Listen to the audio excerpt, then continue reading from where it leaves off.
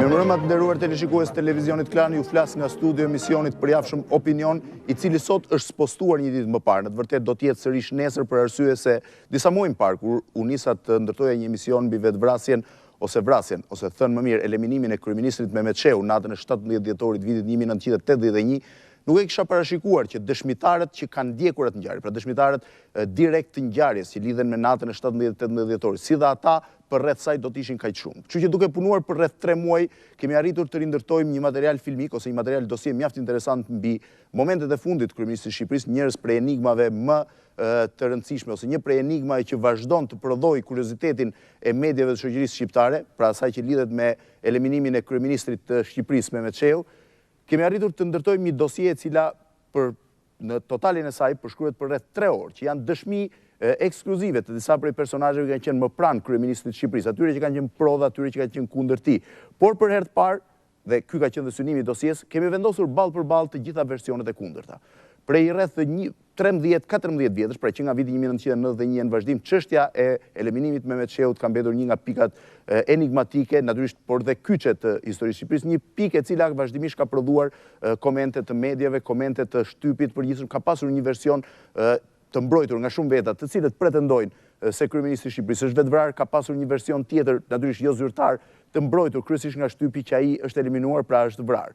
Duke vendosur për herë të parë përballë njëri tjetrit të gjithë këto dëshmi, pra duke vendosur gjitha këto dëshmi dhe duke ballafaquar me njëra tjetrën, ne kemi rindërtuar edhe një herë sot atë që unë e quajta, sikur se thash, një nga misteret më të mëdha të historisë 93 vjeçare të shtetit shqiptar. Duke nisur që nga kjo vil e rikonstruktuar në qendër të Tiranës, fare pranë godinës Komitetit atëhershëm qendror të Partisë Punës Shqipërisë, aktualisht selisë Parlamentit Shqiptar, një godinë e cila ishte rikonstruktuar në verën e vitit 1981 dhe ku kryeministri i Shqipërisë kishte rihyrë të banonte mbas disa muaj shkëputje për arsye të rikonstruksionit. Është pikërisht vila, jeni duke ndjekur kamerën e emisionit Opinion që po ecën nëpër korridoret e brendshme të rezidencës së kryeministrit të Shqipërisë, kryeministrit atëhershëm të Shqipërisë Mehmet Shehut. Pra duke nisur që nga këto imazhe ne kemi rindërtuar edhe një herë ngjarjen, sikurse i thash, ka shumë dëshmitarë të cilët flasin për herë të parë në këtë emision, bisë një pjesë e madhe të tyre flasin për herë të parë, por dhe ata që kanë folur dikur janë rigrupuar në këtë emision. Por përpara sa të fillojmë pra me atë që unë e quajta misteri, një nga misteret më të mëdha të historisë 93 vjeçare të shtetit shqiptar. Dhe përpara sa të vijmë tek nata e fundit, nata e 17 dhjetorit për të ballafaquar versionet midis asaj që ka ndodhur, le të ndjekim një material filmik. Ne kemi filluar emisionin që në vjeshtën e vitit 1981, që në atë ditë, po e quaj kur të paktën mendohet që ka nisur problemet për kryeministrin shqiptar, që në atë ditë ose që në atë moment kur djali i tij i vogël, Skënder Shehu, mbritin në rezidencën e tjatit për t'i shprehur atij dëshirën që të fejojë. Por përpara se të hyjmë te ky moment, që sikur se thash është dhe momenti që fillon fillon shkallën e rënieve të kryeministrit shqiptar, le të ndjekim një material. Kush ka qenë Mehmet Shehut, kryeministri më i jetëgjatë i shtetit shqiptar dhe padyshim një nga kryeministrat më jetëgjatë në botë. 27 vjet kryeministër, që nga viti 1954 deri në vitin 1981 kur u gjet i vrarë në dhomë, u gjet i vdekur në dhomën e tij në apartamentin e tij. 27 vjet kryeministri i vendit. Le ta ndjekim se cila ka qenë karriera e tij, një prej njerëzve më të ashpër, më radikal të regjimit kohës, një prej atyre njerëzve që kishte padyshim një kontribut kryesor në ndërtimin e atij regjimi. Karriera politike si dhe jeta e Mehmet Shehut mbeti e shënjuar rënd nga koha që e jetoi, nga sistemi që ai vetë projektoi dhe që në fund u bë edhe drama e madhe e tij dhe e familjes që la pas. I ashpër, i rreptë, me një buzëqeshje thuajse të munguar, ose që shfaqej vetëm në rastet kur ishte krah Enver Hoxhës në Kongrese apo tribuna. Ai jetoi për 27 vjet në krye të qeverisë. Më shumë se kushdo tjetër në botë, por pikërisht për këtë fakt, se ai regjim nuk i njihte rregullat normale të botës, dhe ky ishte fati dhe fataliteti i tij. Jeta e njeriut më të rëndësishëm të regjimit pas Hoxhës ka qenë pa ndonjë kulm të veçantë. Lindi në fshatin Çorush të Mallakastrës në familjen e një shehu Bektashi në 10 janar 1913. Vitet e para të shkollimit i ndoqi në Vërzhesh të Skraparit dhe më pas në Vlorë derisa u vendos përfundimisht në shkollën teknike të Harry Fullsit në Tiranë, ku diplomuar në vitin 1936 për mekanik bujqësore. Përpara djalit të ri u hap një perspektivë mrekullueshme në momentin që ai u dërgua në një shkollë të njohur ushtarake në Napoli të Italisë, por ai nuk u diplomua kurrë atje. U thirr mbrapsht apo u përjashtua nga shkolla për veprimtari komuniste dhe pas një kthimi të shkurtër në Tiranë, u bashkua me forcat internacionaliste në Spanjë në vitin 1938. Guximi dhe njohja e problemeve ushtarake bën që ai të merrte në fund të konfliktit drejtimin e një kompanie në Spanjë, por ndërmarrja që e pasuksesshme. Kur Franco ngadhnjoi, bashkë me shumë vullnetar të tjerë, ai kaloi kufirin francez dhe u vendos në një kamp pranë Perpignanit. Një kamp në të cilin do të qëndronte afro 2 vjet deri në fund të vitit 1942, kur përmes Italisë u kthye në Shqipëri. Luftëtari i Spanjës dhe njeriu që e kishte lidhur fatin e tij me komunizmin nuk ndej një mënjan. Për atë vit krijoi një çet, u përfshi në Partinë Komuniste Shqiptare dhe një vit më vonë, në korrik të vitit 1943, u zgjodh komandant i formacionit më të madh partizan të kohës, brigadës së Parë Sulmuese. Lufta i dha mjaft famë Mehmet Shehut, por ajo që do të vinte pas luftës ishte edhe më e bujshme. Më 1945 ai u dërgua në shkollën e shtatmadhërisë në Moskë, prej nga u thirr për të ardhur në krye të shtabit të përgjithshëm. Raportet e tij me Koçi Xoxen në këtë kohë qenë problematike, por si ministri i telekomunikacioneve ai arriti të shpëtojë eliminimit. Pas pushkatimit të Xoxës në vitin 1949, zgjedhet ministri i brendshëm, ndërsa më 1954 kryeministër. Duke mbajtur disa kohë edhe postin e ministrit të mbrojtjes, ai qëndroi në krye të qeverisë për plot 27 vite rresht, një rekord i vërtet. Njohu si 5 gjuhëve të huaja, i bujqësisë dhe ekonomisë, njeri autoritar dhe të jeti ashpër. Mehmet Shehut ishte njeriu që mbante barrën reale të ekonomisë shqiptare. Për arritjet e tij në qeverisje sfumoheshin nga karakteri i ashpër, eliminimi i kundërshtarëve dhe krijimi së bashku me Hoxhën i njërit prej regjimeve më kriminale të kohës, i një regjimi që pa e kuptuar do të hante edhe atë vetë. Një nga figurat më të njohura në vend, sikurse e thash, duke nisur që nga momenti që ishte pjesëtari i brigadave internacionaliste në Spanjë, duke vazhduar më pas me famën e komandantit brigadës Parë Sulmueses dhe me të çliruesit të Tiranës, kryeministri i vendit prej 27 vitesh, pra kishte hyrë në vitin e 27 të drejtimit të qeverisë shqiptare, një nga njohësit e mirë të ekonomisë dhe të sistemit të kohës, Mehmet Shehut dukej se ishte në kulmin e fuqisë së tij, dukej se ishte në kulmin e fuqisë së tij për një arsye fare të thjeshtë, sepse njeriu numër 2 ose 3 i regjimit, për arsye se të paktën 2 dukeshin se ishin figurat kryesore pas Enver Hoxhës, Hysni Kabo kishte vdekur në vitin 1979 dhe në 1981 Mehmet Shehut ishte absolutisht njeriu më i fuqishëm në vend. Ai kishte edhe një avantazh të dytë në këtë drejtim, avantazhin që dukej tashmë se ishte vendosur si pasardhësi direkt i Enver Hoxhës. Është pikërisht ky moment, pra vera e vitit 1981, kur ai takon, ose të paktën djali i tij, Skënder Shehut, djali i vogël i tij, e takon për t'i thënë teatrit se po i plotësonte një nga problemet ose një nga shqetësimet do pa sensin pejorativ të saj, një nga shqetësimet e tij të mëdha, kishte vendosur të fejojë. Duket se fejesa e djalit vogël ishte një nga problemet e kryeministrit shqiptar dhe ai menjëherë e përgëzon djalin. Biseda është e shkurtër, të paktën nga gjithë dëshmit që ka vënë vetë Skënder Shehut në gazetën shqiptare në një intervistë gjatë, por edhe ato që jep vllai tjetër i tij, Bashkim Shehut, djali i mesëm i kryeministrit, janë fare të thjeshta. Skënder Shehut do të fejohej, pra kishte rënë dashuri me Silva Turdiu, një volejbolliste e shkëlqyer e ekipit të Dinamos, një ekip i cili kishte pasur zhurmë dhe në Kupat e Europës, kishte arritur të ishte në atë vit finalist i Kupave të Europës në volejboll për femra, ishte një vajzë e bukur, e njohur dhe mbi të gjitha vajza e një familje intelektuale të Tiranës, e familjes Turdiu. Baba i saj ishte profesor në Universitetin e Tiranës. Duket se Mehmet Shehut nuk ka në një ide të menjëhershme për vajzën, ai natyrisht njeh teatrin e saj, por duket se ai është mjaft entuziast për fejesën, për një arsye fare të thjeshtë, sepse fejesa e djalit mbetet një nga shqetësimet kryesore të tij. Le të ndjekim një dëshmi të Bashkim Shehut, sikurse thash djalit dytë të kryeministrit, të dhënë shumë vite më pas, sepse Mehmet Shehut vendosi menjëherë që ta fejonte djalin e tij me Silva Turdiun. Le ta ndjekim këtë material.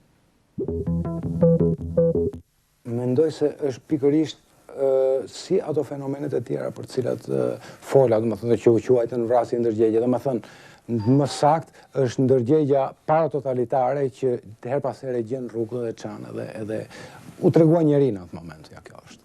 Dhe mori përkundër, domethënë përkundër ideologjisë të së cilës besonte. Por a ishte ndjenja të problemeve që kishte familja Turdiu? Të probleme që kishte me regjimin komunist? Po, dinte. Ishte ndjenja të këtyre? Po. Po më pas kur e prishi fejesën, a kishte vrasje ndërgjegje për prishjen? Mendoj se ka qenë mjaft komplekse, po më e rëndësishme dhe dominante u bë që u kthye në ndërgjegjen totalitare dhe i duke gabim që ajo që kishte bërë. A ishte i bindur që kishte bërë një gabim më pas? Po, besoj se po. Besoj se po. Të paktën në një mas të konsiderueshme po. Më e rëndësishme në atë moment u bë ajo, domethënë se si po gjykohej tani nga partia, nga Enver Hoxhës, nga ato. Kjo u bë më e rëndësishme. E pra është ky moment që Bashkim Shehut djali i tij e quan një problem të brendshëm, pra një vrasje ndërgjegje që e bën atë për herë të parë, siç thotë ai, të ishte më njerëzor, të ishte më normal, pra të vendoste që fejesa e djalit të tij të bëhej me Silva Turdiun, vajzën simpatike, por natyrisht edhe të mrekullueshme të një familje intelektuale dhe me traditë tiranëse.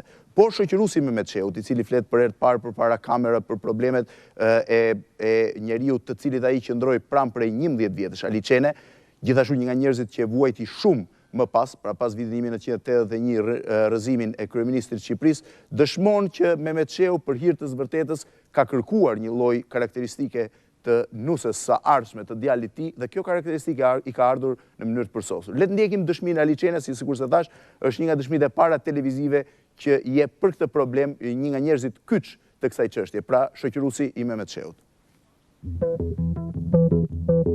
Mehmetit i propozuan për dikë tjetër, që kishte lidhje në këtë nomenklaturën e bllokut. Edhe Mehmeti nuk donte. Nuk donte. Po më të thash, ai kishte një karakter të çuditshëm, një karakter kështu, ne me lazëm të krijojmë plus detyrës shtetërore që kemi, ne mos krijojmë probleme familjare me njëri tjetrin në bllokut aty. Edhe kur doli propozimi i kësaj Silva Turdiut, ai e verifikoi si është vajza, i aprun karakteristikën të shkëlqyer, edhe megjithatë ishte një vajzë e mrekullueshme, unë e kam njoft, një vajzë tepër korrekte, tepër e shkëlqyer, mund të them në gjitha drejtimet, si nga karakteri, ashtu edhe nga anët tjera. Një sport, që ishte, domethënë, që ishte e ekipit kombëtar, kur më vonë pastaj u quajti bi armikut. Kush e solli karakteristikën e shkëlqyer? Karakteristikën e shkëlqyer ja solli Ministria e Punëve të Brendshme. Me sa mbaj me nun thomë, nuk e di me saktësi o Feçoshev ose Kadrias Biu. Po më duket se Feçori. Natyrisht për një shikues të vitit 2005, i gjithë ky diskutim është një diskutim krejtësisht absurd, është një diskutim pa sens. Si mund diskutojnë në një mënyrë tillë një fejes midis dy të rinjve që pëlqenin njëri tjetrin dhe që natyrisht donin që të lidhnin jetën e tyre. Por vendosim në një kontekst tjetër, në kontekstin e vitit 1981, kur lufta e klasave ishte në kulmin e saj dhe kur regjimi komunist konsideronte fajtor ose përgjegjës të gjithë fëmijët për problemet që mund të kishin prindrit ose kishin pasur prindrit ose gjyshit e tyre.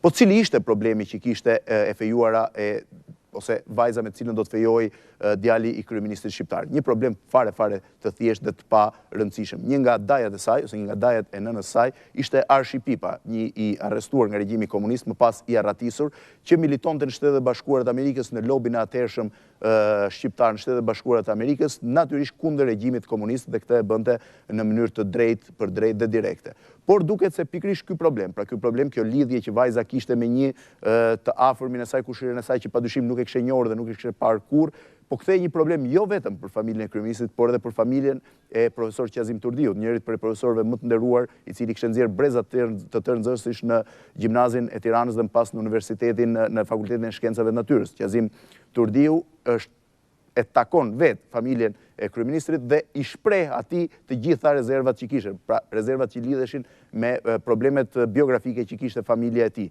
Madje sipas një dëshmie që ka pasur dhe vllai i profesor Turdiut në një emision të mëparshëm të patër 4 viteve, ai nuk donte që ta fejonte vajzën me djalin e kryeministrit, por ishte i detyruar që nga një moment kur 2 përfaqësues oficerë të sigurimit të shtetit i kërkuan atij që të mos e zgjaste më këtë dhe fejesa të bëj. Le ndjekim edhe një herë dëshminë e Aliçenës, i cili ridëshmon ose riprovon faktin që familja Turdiu nuk donte që ta fejonte vajzën e saj me djalin e kryeministrit, duke e ditur që kjo mund të hapte probleme.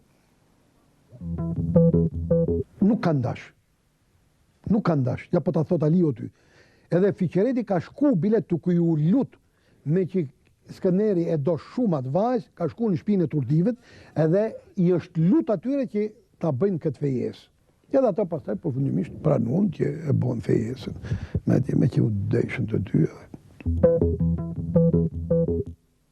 Epsa, sikur e thash, i fuqishëm në kulmin e pushtetit tij në vitin e 27 si kryeministri i vendit, pothuajse pa rival, i deklaruar tashmë publikisht edhe natyrisht në mënyrë krejtësisht logjikshme si pasardhësi i Enver Hoxhës, Mehmet Shehut është dhe në kulmin e kënaqësisë tij dhe në kulmin e lumturisë familjare. Ka fejuar dhe djalin e tretë, për fejesa është bërë, gjithçka i shkon sipas parashikimeve që ai kishte menduar, mendon pra që tani është në kulmin e karrierës së tij. Për të shprehur këtë gjendje ti, këtë lumturi të jashtëzakonshme të kryeministrit shqiptar dhe atë që ai ndjente, ne kemi marrë një dëshmitar mjaft veçantë. Është nipi i kryeministrit, është djali i vllait të tij, i cili në atë kohë jetonte në Fier. Ishte 27 vjeç në vitin 1981 dhe kishte lindur në atë vit që xhaxhai i tij ishte zgjedhur kryeministër i vendit. Imazhi i tij ose pamja e tij ngjason në mënyrë identike me atë të kryeministrit shqiptar, tashmë në moshën 51 vjeçare. Ai dëshmon se sa i lumtur ishte xhaxhai i tij kur ai shkoi t'i uronte fejesën e djalit të xhaxhait në fillimin e vjeshtës vitit 1981. Le të ndjekim dëshminë e Kujtim Shehut. Unë kam qenë për urim natyrisht ke xhaxhai. Faktikisht unë isha fjuar 1 muaj ose diçka më tepër para Skënderit dhe duhet shkoja siç ishin rregullat dhe zakonet me të fjuarën time. Dhe kur kam shkuar, domon përshtypja ime ishte kjo që Mehmeti edhe Fiqereti natyrisht ishin shumë të gëzuar për fjesën e Skënderit, natyrisht duke ditur që e kishin dhe si pikë të dobët, ashtu siç e kemi patur të gjithë. Edhe kemi ndëritur një farë kohë atje, domthon për urime të tjera, dhe kur kemi mbaruar që kemi dalë, domthon në dalje kemi takuar Ramizalin, domthon me të shoqen që kishte ardhur për ato urimet e rastit.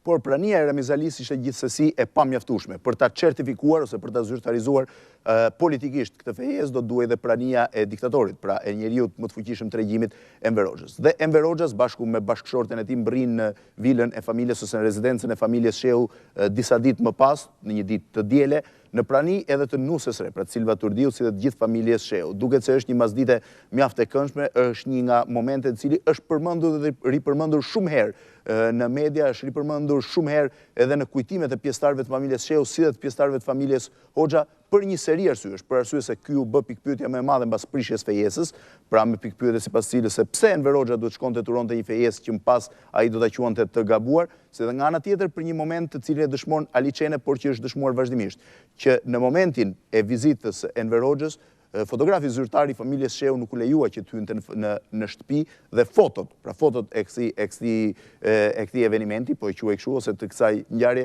i bëri Sulogradeci, një nga besnikët e Enver Hoxhës. Gjithsesi, le të ndjekim edhe një herë dëshminë e Aliçenes, i cili ka qenë në hyrjen e vilës së Mehmet Shehut në momentin që Enver Hoxha dhe Nexhmia Hoxha mbritën për të bërë urimin zyrtar. Ja erdhën gjithë për vizitë. Am kupto nga shokët e miqtë e kutadiun deri tek familja e Enver Hoxhës. Erdhi. E mban mend si ka ardhur Enver Hoxha? Po. Ka ardhur Enveri me Nexhmien, i kam pritur në Sulogradecin e keni gjallë, bile më bëri përshtypje sepse kur hyri ai fotografi jonë që merrte në filmë kutadiun, Sulogradeci nuk e pranoi atë. I tha dilte se kam urdhër unë tha që ta filmoj vetëm unë. Domethënë këtu kishte një domethënie mas kësaj pune. Pse të mos hyte fotografi i Mehmetit, po të hyte Sulogradeci në shtëpitë Mehmetit. Edhe ashtu po, erdhi Enveri me në gjmien, më duket se edhe kalamajt kanë ardhur, jo më duket, po kanë ardhur kalamajt, edhe kaluan një kohë shumë entuziaste të dy si familje. Kur marrë vesh masja 2-3 ditësh, a jave ku ta diun, urdhër, prishet fejesa, jo mas i muje më duket diçka e tillë, të prishet fejesa. Këtej u gëzuan, këtej e përgëzuan, këtej dhanë urdhër të prishet fejesa sepse është e bia edhe mbesa ati arshipipës. Që s'kishte lidhje fare me arshipipën. Por janë ende gjithsesi momentet e lumtura të familjes Sheu, me njëherë pas këtij certifikimi që unë e quajta certifikimi zyrtar, çifti niset për në Greqi. Silva Turdiu në një pjesëmarrje me ekipin kombëtar në një ndeshje ndërkombëtare volejbolli, ndërsa Skënder Sheu në rrugën për t'u drejtuar për në Suedi e shoqëron deri në Greqi. Pra duket se janë momentet më të mira për familjen që mendon se ka hyrë tashmë në shtëpi të re dhe që fejesa i ka sjell mbarësi. Por ndërkohë në shoqërinë shqiptare, sidomos në rrethet e kryeqytetit, fillojnë bisedat, fillojnë thashethemet, fillojnë qarkullimet e fjalëve, duket se fejesa ka filluar të perceptohet si një zbutje e luftës klasave në atë kohë që mbetej një nga problemet më të mëdha të shoqërisë shqiptare, natyrisht dhe një nga aktet më kriminale të diktaturës komuniste. Komentet bëhen gjithandej bëhen në ambientet liberale, por edhe në ambientet më konservatore, ku padyshim kanë dhe burimin e tyre. Për të sjellë këtë atmosferë, pra për të kuptuar se ç'po ndodhte, cili ishte perceptimi në Tiranë i kësaj fejese, ne kemi zgjedhur dy personazhe krejtësisht kundërt. I pari është një nga shkrimtarët MNZ të kohës, Ismail Kadare, dhe padyshim shkrimtari më i njohur shqiptar, i cili ishte edhe mik i djalit të mesëm të kryeministrit, pra i Bashkim Shehut, një nga njerëzit më liberal të kohës, por që shihej me një sy mjaft keq nga kryeministri, i cili nuk kishte hezituar që ta quante përpara djalit të tij si një lloj njeriu me lakra në kokë, pra shpreha identike e tij, si dhe për të mos thënë një lloj agenti të imperializmit. Ja si e dëshmon i pari Ismail Kadare dhe i dyti një personazh mjaft i njohur i kohës, i sapo zgjedhur ose që pritej të zgjidhej në ato momente në byron politike dhe quhej Mua Aslan, ishte sekretari i parë i rrethit të Shkodrës, që kishte mbritur në Tiranë si ministër shteti pranë kryeministrit. Por le të ndjekim së pari se cili ka qenë perceptimi i Ismail Kadares në vjeshtën e 1981 për këtë fejesë të djalit të kryeministrit me një vajzë nga një familje që kishte probleme biografike. Për arsye se nuk mund të quhej pra thjesht një fejesë, por mund të quhej një lloj fejese zyrtare shtetërore. Le të ndjekim së pari prononcimin e Kadares. Nuk më bëri ndonjë përshtypje të madhe dhe e interpretova thjesht si një shenjë liberalizimi. Mendon se ishte një atmosferë që nuk pritej asnjë shenjë liberalizimi, pra më duk edhe shenjë dhe kundërthënëse shumë ndonjëherë. Cili është perceptimi që ka pasur, sikur se thash, Mua Aslani, sekretari i parë i rrethit të Shkodrës dhe që sapo kishte mbritur në Tiranë si ministër shteti pranë kryeministrit. Ja se ç'perceptim perceptim ka pasur ai për këtë fejesë në familjen e kryeministrit.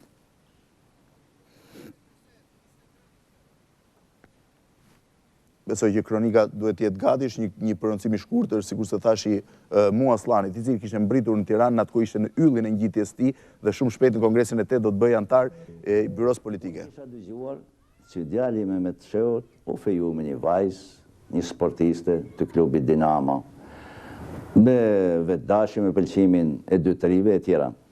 Dhe nuk më bëri shumë përshtypje. Por si shpjegohet fakti që Enver Hoxha pa kaluar ende pak ditë, pa kaluar thuajse një javë nga kjo vizitë zyrtare dhe pa kaluar sapo kishin filluar fjalët e para, menjëherë mban një pozicion të ashpër ndaj kësaj fejese, madje këmbgul ose i kërkon shpjegime me Shehut se pse e ka bërë këtë fejesë. Por para se sa të vim te ky moment mjaft i rëndësishëm i cili fillon të shinjojë dhe jetën e mpasme të kryeministrit, le të ndjekim një dëshmi relativisht të rrallë që nuk ka ardhur nga kjo anë, bërë nga Liliana Hoxha, e cila është nusja e djalit të vogël të Enver Hoxhës, po njëkohësisht dhe analiste e gazetës Panorama aktualisht, e cila dëshmon se si e ka pritur Enver Hoxha fejesën e djalit të Mehmet Shehut me një vajzë nga një familje që kishte probleme, dhe pse ai shkoi ta uronte nëse e dinte këtë gjë. Le ta ndjekim këtë prononcim. Gjëja e parë që më bie në mend është që natyrisht që nuk e priti mirë.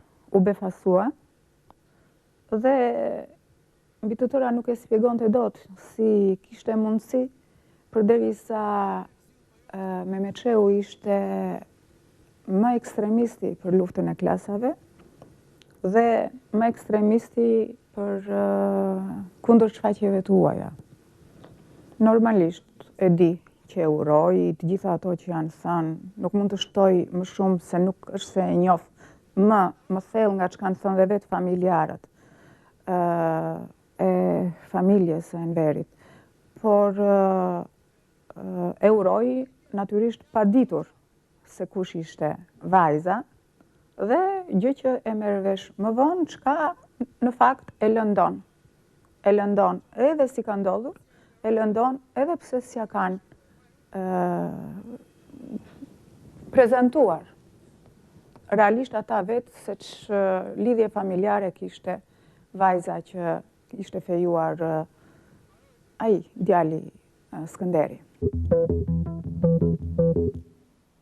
Befas, pra në këtë moment kur duket se kryeministri është në kulmin e pushtetit tij, i bie ky problem. Një problem të cilin ai duhet ta zgjidhë. Enver Hoxha e thret nga një mbledhje e organizatës, nga një mbledhje e komitetit partisë të Korçës, ku ai duhet ishte i deleguar i komitetit qendror, Mehmet Shehut kthehet, zhvillon një bisedë të gjatë për rreth 4 orësh. Një bisedë të gjatë midis dy njerëzve më të rëndësishëm të regjimit, të cilët diskutojnë në mbarim të kësaj bisede, si dhe pas një konsultimi me disa përfaqësues tjerë të rëndësishëm të pushtetit, Mehmet Shehut vendos të prish fejesën. Është një moment mjaft i vështirë, është një moment të cilin të gjithë ata që i kanë ndetur pranë kujtojnë si një moment që ishte një lloj pengu i jashtëzakonshëm i kryeministit shqiptar, i cili, sikurse dëshmon djali i tij, në këtë moment ishte një njerëz, pra nuk ishte thjesht ai produkti shablon i diktaturës komuniste, por ishte një njeri i cili po shihte që po rënonte lumturinë e djalit të tij, djalit që donte të fejojë me vajzën që dashuronte. Por Mehmet Shehut vendos si ta prish fejesën, vendos si ta prish, ai thret djalin e tij nga vizita në Greqi, i shpjegon arsyet e prishjes së kësaj fejese, i kërkon me ngulm që fejesa të prishet, refuzon të gjitha propozimet e djalit që ai të largohej nga bloku, të shkonte të punonte madje edhe në rreth në periferi të Shqipërisë, vetëm të jetonte me vajzën që donte, i kërkon që kjo fejesë të prishet, sepse ky është një vendim tashmë politik, madje i kërkon që prishja e fejesës të mos bëhej në shtëpinë e kryeministrit, për të mos i dhënë asaj më shumë ngjyrim politik, por të bëhej në një ambient tjetër, padyshim. Dhe për këtë zgjidhet shtëpia e shoqëruesit të parë, sikurse thash, Ali Çenës, një nga njerëzit që i kishte qëndruar më pranë që nga viti 1971 e në vazhdim. Le ta ndjekim dëshminë e Ali Çenës se si ai e kujton prishjen e fejesës midis Skënder Shehut dhe Silva Turdiut në vjeshtën ose në shtatorin e vitit 1981. Prishja e fejesës Mehmetit edhe nena habitit gjithë. Se ai me zgje pritja të fejesë dhe me tërshtim të madhe prishja të fejesë. Edhe më kujtohet si tashti, në oborin e shtëpisë më ka thirrë Mehmeti. Ishte bashkë me fiqeretin, ka qenë darkë, rreth orës 8, ishte tepër i shqetësuar, i revoltuar, edhe më tha, Ali më tha, i more vesh se që punu, tha, në byron politike dhe për këtë punë, po i thash. Edhe përsëritje dha të shprehjen që tha shparë. Tha, po, unë tha jemi detyruar, tha, në presionin atyre, tha, që ta zbatoj atë urdhët atyre, tha, prish fejesën, tha. Kësa i thonë, tha, që të thyesh në ndjenjat e fëmijës tënd, tha.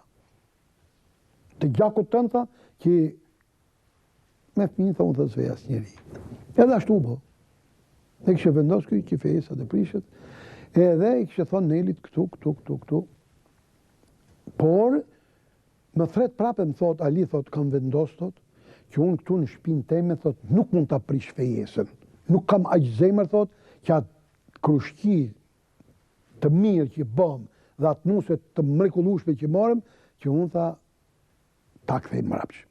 A mundet, më tha, të mbësh një nder? Po si më i thashun çfarë? Që fejesa tha të prishet ke shtëpia jote? Po i thashun. Edhe më banojsha këtu ke Avni Stemin, 4-4. Edhe më kujtohet që tashti, ka arë Silva Shkret, edhe Skënderi, ka qenë dhe doktori Leshi, se thash, mësi, është në traumën e gjoni, se psikike, shëndetësore. Edhe aty, përfundimisht, këta undan tek shtëpia ime. Edhe nga i moment pastaj, fejesa u prish, edhe mori të atë pjetën e gjithë familja e Mehmet Shehut. Po Mehmet Shehut hyn në një nga momentet më të vështira të jetës tij, një moment vështirë për dy arsye. E para sepse ai personalisht ka një vrasje të fortë ndërgjegje, pse ka bërë këtë fejesë, pse arriti të shkelte një nga parimet shumë të rëndësishme për diktaturën e kohës, atë të luftës klasave, pra pse bëri një lidhje ose një gest i cili ishte kundër parimeve që ai vetë kishte ngritur dhe që i kishte luftuar shumë ashtër, dhe nga ana tjetër ishte kaq i shqetësuar që i kishte prishur lumturinë djalit të tij, pra që i kishte arritur të prishte fejesën djalit që ishte pika e tij e dobët. Ishte një moment mjaft i vështirë, ai ishte tejet i trishtuar dhe nuk po arrinte ta kuptonte që ky moment ishte sidoqoftë një moment fare minor krahasuar me atë që do të pritej t'i vinte pas. Ai mendonte, ose duke se Mehmet Shehut mendonte se ishte momenti kur ai duhet gjente një zgjidhje, pra një zgjidhje fare të thjeshtë, duke e shpjeguar problemin në organizatën e partisë sipas skemave të asaj kohe. Fiqeret e Shehut nga ana saj në shkollën e partisë Vladimir Ilich Lenin në Tiranë, si dhe nga ana tjetër e Mehmet Shehut në organizatën bazë të kryeministrisë, filluan të japin shpjegime, filluan të bëjnë autokritikën e tyre, morën përsipër gabimin duke theksuar që gjithë problemi qëndronte që ata nuk ishin treguar vigjilent dhe kishin bërë një fejesë për kohën të gabuar. Por le të shohim dhe një herë dëshminë e Mua Aslanit, sikurse e thash, i cili ndërkohë ishte zgjedhur antar i byros politike në Kongresin e 8, pra ishte një nga njerëzit, një nga 15-20 njerëzit më të fuqishëm të regjimit të asaj kohe, por që njëkohësisht ishte edhe sekretar i organizatës bazë të kryeministrisë. Të shohim se si kryeministri i vendit, Mehmet Shehut, një nga njerëzit më autoritar në vend, zbret befas në zyrën e Mua Aslanit për t'i kërkuar këtij një mbledhje urgjente të organizatës bazë të kryeministrisë që ai të shpjegonte arsyet e kësaj fejese të gabuar. Le të ndjekim dëshminë e Mua Aslanit bërë, sikurse e thash, 25 vjet më vonë. Mehmet Shehut erdhi te unë. Pra, zbatoi rregullat e partisë, se duhesh komunisti të vej tek sekretari i organizatës, qoftë për paguar kotizacionin ose për problemet tjera që kishte. Edhe ai erdhi te unë me që isha sekretari i partisë i kryeministrisë. Edhe tha, unë kam një problem personal, një problem familjar, duhet ta shtrojmë në organizatën bazë të partisë ku ai bente pjesë. Dhe ishim një organizatë me mua, se kishim disa organizata partie në kryeministri. I tha shoku Mehmet, po, e pas dy ditë shkojmë mbledhjen e qeverisë, ta marrojmë edhe mbledhjen e qeverisë e pastaj do bisedojmë. Po unë bëra me qëllim se edhe unë nuk do bënja mbledhje për Mehmet Shehut pa u konsultuar me aparatin e Komitetit Qendror, se përderisa ata nuk më kishin thënë asgjë, unë do ta merrja një iniciativë të tillë. Edhe vajta takova njërin nga sekretarët e Komitetit Qendror, edhe i thash, shoku Mehmet, tha të mbledhim organizatën, ka një problem familjar dhe personal, do ta trajtojë në organizatë bazë. Si theti, më tha unë, sekretari i Komitetit Qendror, i thashit që do konsultohem me aparatin e Komitetit Qendror dhe pastaj të bëjmë mbledhjen, me që ishte edhe një mbledhje si e qunim ne atje jashtë rradhe, e pa planifikuar, që tani përdoret e llafi një mbledhje jashtëzakonshme, po të ishim mbledhje jashtë rradhe. Dhe kur vajta e pyeta sekretarin e Komitetit Qendror, më tha mua, lere herë marroni mbledhjen e qeverisë, se kisha një material që do përgjigjesha unë në qeveri, si ministër shteti. Edhe pastaj tha, bisedoj. Mas 2 ditë që bëmë mbledhja e byros politike, që mbledhja e organizatës bazë nuk u realizu, nuk u bë. Kështu që as ajo dëshira me Mehmet Shehut nuk u plotësu për të bërë mbledhjen e organizatës bazë, as ai preokupacioni jem si do reagoj me mbeti e ato shokët e tjerë komunist në organizatë. Pra nuk u realizu asnjëra nga këto.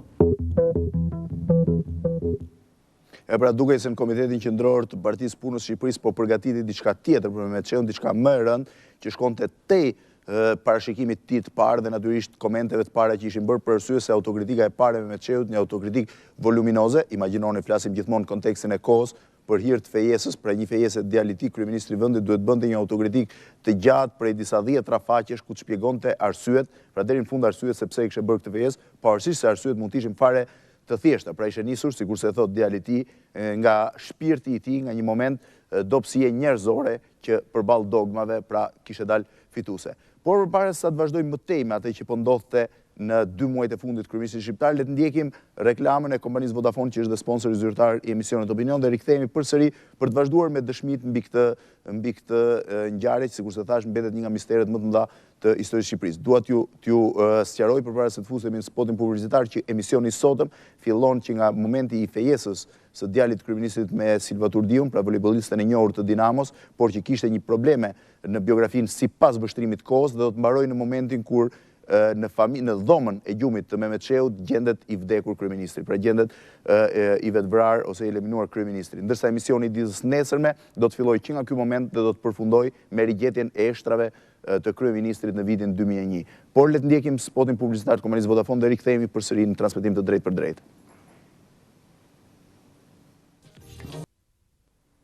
Për emri kthyer përsëri në transmetim të drejtë për drejtë pas këtyre 2 spoteve publicitare. Pra rikthehemi edhe një herë në kontekstin e kohës, jemi në vjeshtën, ndoshta në fillim të tetorit të vitit 1981 për kryeministrin e Shqipërisë, që prej 27 vjetësh në detyrë me Mehmet Shehun ka nisur problemet. Ka nisur problemet të cilat duket se vetëm ai vetë nuk po arrin t'i perceptojë, duket se ndoshta ai vetë për hir të faktit që ka bërë një fejesë pa ndonjë shkak të veçantë nuk e kupton që ajo që ka ndodhur, ose të thuash fejesa dhe prishja e saj nuk është shkaku real, por thjesht preteksti për të goditur kryeministrin. Një gjë që të cilën çuditërisht e kuptojnë të gjithë qytetarët e Tiranës ose të gjithë qytetarët e Shqipërisë, të cilët janë jashtë këtij konteksti, pra jashtë kontekstit të drejtimit të lartë komunist të kohës. Ja si e kujton Ismail Kadare dhe si i përgjigjet kësaj pyetje, nëse fejesa ishte shkaku real apo preteksti, dhe nëse ai e parandjeu që në momentin e prishjes fejesës që për kryeministrin shqiptar po vinin momentet, po trokiste fundi i tij. Ja si e kujton Ismail Kadare këtë moment. Këtë e kam kuptuar më një herë, sepse në ato ditë i birit i që her pas here vinte ke unë, ishte shkrimtar i ri, filloi të fliste për këtë gjë. Kishte folur edhe përpara natyrisht, por unë ndjeva më një herë që në atë familje kishte hyrë një ankth mortor, si thua, vdekje. Ai tregonte bisedat që bëheshin, dhe nga të gjitha ishin biseda përpara një zie, kuptoj për një herësh. Ata ishin, ajo familje do binte e gjitha, dukej. Vetë Bashkim Shehu, për aq kishte dha shenjat e para të bestytnisë, të fatalitetit. Ishin shenja që krijonte diktatura, ishin shumë të këqija si shenja tek njerëzit, që po ju mbaronte shpresa. Natyrisht ishte edhe një shpresë e verbër që ndoshta kalojnë, ndoshta e hedhin, por ishte gjendje përpara një katastrofe, pa asnjë diskutim, përpara një zije dhe një katastrofe. Me mira sinjale mbrin befas rreth kryeministrit shqiptar për t'i treguar në një mënyrë ose një tjetër që janë momentet e tij të fundit. Në vjeshtën e vitit 1981, ai është të jetë i izoluar, ai është në konsumin absolut të pushtetit të tij të jashtëzakonshëm, pushtetit që kishte pasur për 27 vjet rresht. Ai ndihet çdo moment, pra nga shumë sinjale, që po vjen një goditje që i vetmi person që nuk do ta besoj është pikërisht Mehmet Shehut, kryeministri i Shqipërisë. Prania e tij në disa konferenca rrethesh nuk shfaqet në televizionin shqiptar, ai nuk ftohet më në shëtitjet në rrugën e bllokut që Enver Hoxha bënte me drejtuesit më të lartë komunist të kohës. Shumë herë ai nxjerr shoqëruesin e tij për të parë nëse Enver Hoxha dhe Ramiz Alia po shëtisnin së bashku në bllok, dhe atë e kishin harruar. Ai fillon të rralloj vizitat në atë që quhej shtëpia e partisë, ku drejtuesit komunist të kohës luanin bilardo, pinin kafe ose bisedonin midis tyre, për arsye se nuk gjente më mikpritjen e parë, ndjej një lloj ftohtësie që në momentin që ai arrinte, që mbrrinte, dhe kryeministri fillon të ndihet më shumë izoluar. Ai konsumon gjithmonë më tepër kohë në oborrin e vilës tij, një vile që sapo ishte ndërtuar, rikonstruktuar dhe që dukej se ishte e mrekullueshme për kohën, por gjithnjë, sikurse e thash dhe më parë, në një izolim që po vinte dhe po ishtoi, një izolim që nuk mund ta mendonte kërkush që do t'i ndodhte njeriu më të fuqishëm ose njeriu të dytë më të fuqishëm të regjimit. Ja si e kujton shoqëruesi i tij, pra Ali Çene, momentet e fundit të Mehmet Shehut, kur ai gjithnjë më tepër mbetej izoluar me familjen e tij dhe i rrethuar nga bodyguardët e tij. Ja ky kujtimi i Ali Çenës për 2-3 muajt e fundit të Mehmet Shehut. Sa vinte dita, Mehmeti mërzitesh, edhe situatat vështirësoheshin dhe shtrëngoheshin. Unë të e kuptoja vetë, edhe ke Fiqereti, edhe ke Kalamajt, ke Mehmeti po e po. Filloi një farë ftofje nga ana e këtyre të Komitetit Qendror. Në kuptimin edhe të asaj se shkojshin luajshin bilard, o shkojshin rrishin, bëjshin vizita, pishin kafe ke shtëpi e pritjes, që ka qenë një shtëpi që quhet shtëpi e pritjes, ajo. Edhe nga kjo kohë fillon të ftofet, edhe ish antar të byros politike, ta shekoj fillon edhe e kuptoje ftohjen, e kuptoje edhe komunikimin direkt me Mehmetin. Ishin, domethënë, disi të ndrojtur, disi të më të larguar pak. Në Kongresin e 8, Mehmeti ka nejt i vetëm. Edhe asnjëri nuk, domethënë që ta thash edhe njerë, nuk i rrinte afër që ta shoqëronte ose ta përgëzonte ose ti ashtu. Ai majti atë diskutimin e vet atje bëm, edhe kur e puna çdo gjë ishte akull. E ftohur në kuptimin e drejtë fjalës. E ndjente Mehmeti? E ndjente. E ndjente se e ndjenim ne që ishim shoqëruset e tij, edhe jo mo ky vetë që kishte një jetë gjatë me këta shokët e bllokut, të fillu Enveri e deri tek Ramizja etj me radhë. Reagonte për këtë? Nuk kështu, domethënë reagimi atij ishte këtu ke takimet që bëheshin takimet ftohta, takime jo siç bëheshin para kësaj ngjarje, para këtij kongresi. Para këtij kongresi gjithmonë shkojshin putëshin, bëheshin dhe shëtitje në blok, nësa nga ajo kohë masanej shëtitje në blok nga anë e Mehmetit u kufizuan plotësisht. Rritë vetëm i mbyllën në Baçe. Vetëm? Vetëm. Pra i mbyllur në Baçe dhe në vetëmin e tij, kryeministri shqiptar po konsumonte ditët e fundit pushtetit e tij, një pushtet sidoqoftë dukshëm, i reduktuar, një pushtet që tashmë e kuptonin të gjithë përfshi dhe familjarët e tij që i kishte filluar të merrte tat pjetën, pra që kishte filluar rënja e një kryeministri, nëse mund të quhet kështu, njërit prej njerëzve më të fuqishëm të regjimit që nga viti 1942 në fund vitit 1942 kur kishte mbritur në Shqipëri, por sidomos që nga viti 1950, nga viti 1949 kur ishte zgjedhur ministri i brendshëm dhe nga viti 1954 kur kishte marrë përsipër drejtimin e qeverisë. Pra kanë ardhur momente të tmerrshme për kryeministin shqiptar, të cilat në të vërtetë djali i tij Bashkim Shehu i kujton shumë vite më pas, rreth 23 vjet më pas, me bindjen absolute se rënja kishte filluar të kuptojë qatë vjesht. Ja si e kujton këtë rënje Bashkim Shehu. Filloj në shtator të 81-shit, domethënë të paktën që të bëhet e dukshme dhe nuk të kam ndier nga fundi i shtatorit të 81-shit. Jo në momentin që u prish fejesa, po disa javë më vonë. Dhe kemi biseduar, i pash të shqetësuar prindit e mi, i pash që nuk kishin dhënë në televizion një dalje të Timeti në Korçë, nuk e dini një konferencë ku ishte dërguar, që ishte përgatitje e Kongresit. Bisedova me tim vëlla, domethënë Vladimirin, dhe i thash që kështu, domethënë, po tha keq duket puna, po i thash për fejesën, i thash të ndodhi gjithë kjo. Ore tha kur të vjet ai tha, ta gjen tha, çfarë do qoftë. Ai po të vjet, edhe vetes po të vjet, edhe vetes ja gjen tha. Atëherë kanë filluar të ndjenin domethënë shqetësimin për këtë që mundet të ndodhte në një gjë. Por padyshim, shqetësimi që po perceptonte familja e kryeministrit duhet ishte perceptuar dhe prej tij. Të gjithë dëshmitarët në atë familje tregojnë që kryeministri gjithnjë më tepër i shoqëruar nga bashkëshortet e tij Fiqeret e Shehu flisnin nën zë, largoheshin në obor për biseda të gjata dhe dukeshin shumë të trishtuara, pra të dy bashk po arrinin ta kuptonin që diçka po ndodhte me ta, diçka që reflektoi dhe në ftohjen absolute të gjithë antarëve të tjerë të drejtimit të drejtuesve të tjerë komunistë. Por dukej se Mehmet Shehut kishte ende një shpresë që e mbante gjallë dhe që e bënte të kishte besim se edhe kësaj here do ta kalonte si shumë momente të tjera të vështira të jetës tij. Besimi i tij absolut ishte tek diktatori, tek Enver Hoxha, i cili dukej se i kishte premtuar se do ta mbështeste në këtë betejë, nëse mund të quhet kështu betejë, ose në këtë moment të vështirë të jetës tij. Ja si e kujton në pak sekonda Bashkim Shehu atë që premtimin që Enver Hoxha i kishte bërë Mehmet Shehut se nuk do ta lëshonte. Po. Kishte thënë që do të Mehmet Shehu i ka thënë në takimin e fundit para mbledhjes do të ndihmosh, ai ka thënë po do të ndihmoj. Por çrëndsi ka kjo?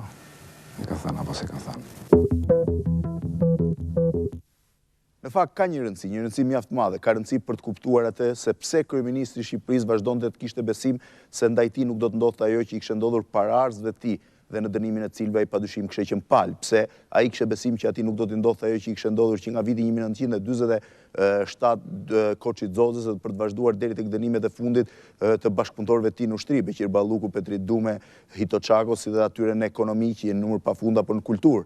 Pra një pjesë e madhe e qeverisë shqiptare ishte goditur, duke filluar që nga viti 1973 ishte reduktuar ndjeshëm nga kjo qeveri kishte mbetur vetëm kryeministri. Pikërisht besimi se Enver Hoxha do të ndihmonte ishte kryesori që po e mbante ende gjallë kryeministri, një besim që buronte nga besnikëria dhe bindja absolute e Mehmet Shehut, dashuria absolute e Mehmet Shehut për Enver Hoxhën, një bindje që sikurse e dëshmojnë të gjithë ata që i kanë qenë pranë rreth parë familjarët e tij ishte absolute. Pra nuk kishte vështirë që të gjejë në drejtuesit komunistë të kohës një njeri më besnik se Mehmet Shehut ndaj Enver Hoxhës. Ja si e kujton në një frazë thënë në mënyrë shumë të drejtë për drejtë dhe sinqert aliqen e dashurinë ose më thjesht besnikërinë e Mehmet Shehut për Enver Hoxhën.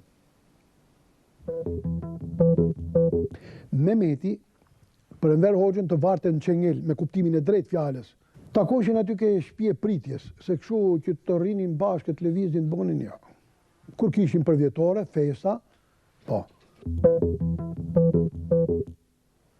Po si i mban mend, natyrisht më aq sa i mban mend dhe si i ka komentuar më pas marrëdhëniet midis Enver Hoxhës dhe Mehmet Shehut, nusja e Enver Hoxhës, Liliana Hoxha, njëkohësisht sikurse e thash dhe komentatore e gazetës Panorama. Ajo e risjell tashmë 25 vjet më pas marrëdhëniet e tensionuara midis dy njerëzve më të fuqishëm të regjimit në vitin 1981. Le të ndjekim dëshminë e saj. Është e dhimbshme ta kujtoj. Sot e kuptoj më mirë, e spjegoj, por dhe atëre ndjeja që kishte diçka anormale. Në një fushat të çuditshme që bëhej kundër Mehmet Shehut, që sot e kuptoj shumë mirë që ishte fushat e tipit të fushatës viteve 90 kundër Enver Hoxhës. Mehmet Shehu në atë kohë kritikoi rëndën nga populli, duke sikur vinte një fushat anti-Mehmet Sheh nga poshtë.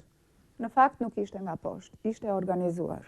Ishte e organizuar nga lartë edhe nga jashtë për arsye se ishte koha kur Mehmet Shehu duhet të kryesonte, kur Kosova ishte gati, në rast nevoje të ndihmonte lëvizjen që do bënin vetë kosovarët, kryengritjen e tyre të armatosur, dhe t'ishte nevoja me ndërhyrje nga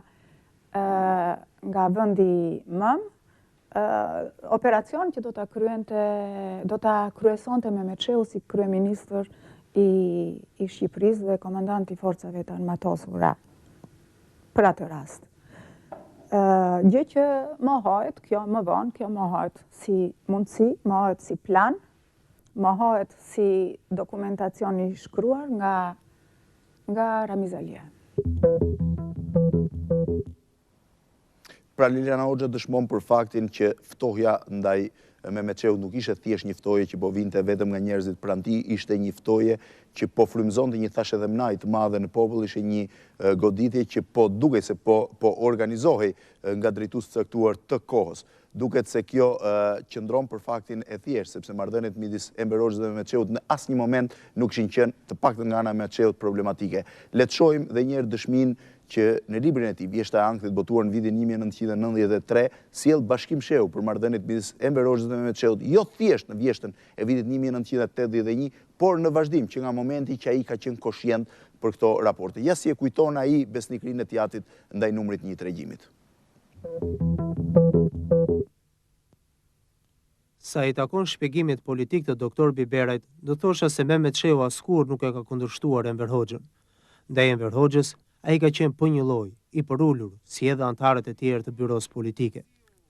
Me sa kam dëgjuar nga njerëz të ish pushtetshëm që kanë qenë dikur gjerë nga fundi i viteve 50 pranë të dyve, Mehmeti ndjente aso kohë një epërsi ndaj Enverit, epërsi të intelektit, si dhe epërsi prestigji për të kaluarën, çka lidhej me krenarin për luftën partizane dhe ca më shumë për Spanjën, epërsi që shkonte herë deri në përçmim ndaj tjetrit.